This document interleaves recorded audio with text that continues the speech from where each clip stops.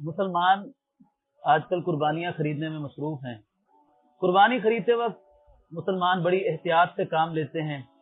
جانور کو بڑی دیکھ بھال کر خریدا جاتا ہے۔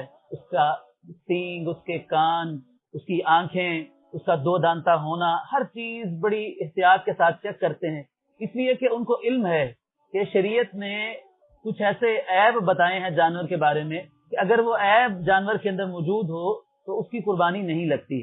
اس لیے مسلمان بڑی دیکھ بھال کر جانور خریدتا ہے۔ میں یہ سوچ رہا تھا کہ اگر شریعت نے جانور کے بارے میں عیوب کی نشاندہی کی ہے کہ فلاں فلاں فلاں فلاں عیب جانور میں موجود ہو تو اس کی قربانی قبول نہیں ہوتی، تو جو قربانی کرنے والا آدمی ہے، قربانی کرنے والا مسلمان ہے، کیا اس کے کسی عیب کی نشاندہی اسلام نے نہیں کی ہوگی؟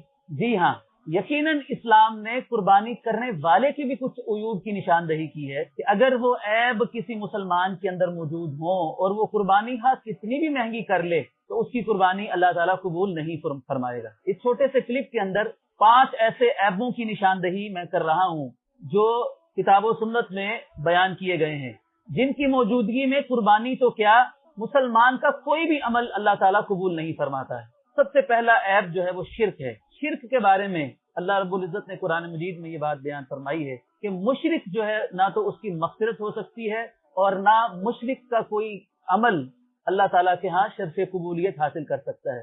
دوسرا عیب جو ہے وہ ریاکاری ہے، دکھلاوا، نمود و نمائش۔ یہ ایسا عیب ہے کہ جس کی وجہ سے مسلمان کا ہر عمل وہ ضائع اور بیکار ہو جاتا ہے۔ تیسرا عیب وہ حرام کمائی ہے۔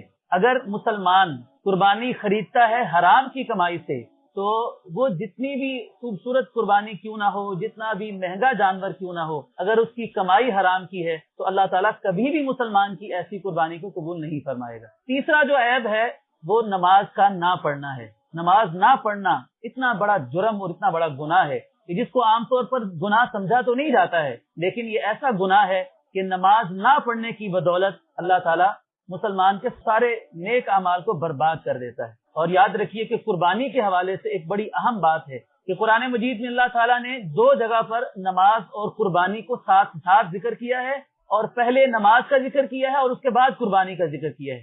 فرمایا فَصَلِّ لِرَبِّكَ وَانْحَرْ، اے میرے نبی آپ اپنے رب کے لیے نماز پڑھیے اور قربانی کیجیے۔ تو آپ نے غور کیا کہ نماز پہلے ہے اور قربانی بعد میں ہے۔ اسی طرح فرمایا قُلْ إِنَّ صَلَاتِي وَنُسُكِي وَمَحْيَايَ وَمَمَاتِي لِلَّهِ رَبِّ الْعَالَمِينَ، اے نبی آپ فرما دیجئے کہ میری نماز، میری قربانی اور میری زندگی اور میری موت سب کچھ اللہ رب العالمین کے لیے۔ تو یہاں بھی قربانی سے پہلے اللہ تعالیٰ نے نماز کا ذکر کیا ہے۔ پانچواں اور آخری عیب جو مسلمان کی قربانی یا کسی بھی عمل کو برباد کرنے کے لیے کافی ہے وہ ہے تقوی کا نہ ہونا، اور عمل کی قبولیت کے لیے تقوی کا ہونا یہ بہت ضروری ہے۔ اللہ تعالیٰ نے قرآن مجید میں قربانی کے بارے میں فرمایا ہے کہ انما یتقبل اللہ من المتقین، کہ اللہ تعالیٰ تو صرف متقی لوگوں کی قربانی کو قبول فرماتا ہے۔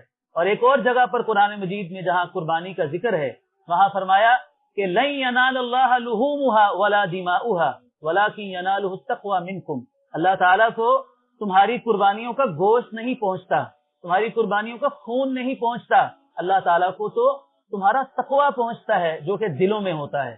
اس لیے عزیز ناظرین گرامی، ایک مسلمان کو جہاں قربانی کا جانور خریدتے وقت قربانی کے جانور کے عیبوں کو دیکھنا ہوتا ہے، وہاں ایک مسلمان خود اپنے اوپر غور کر کے دیکھے کہیں اس کے اندر تو کوئی عیب موجود نہیں ہے۔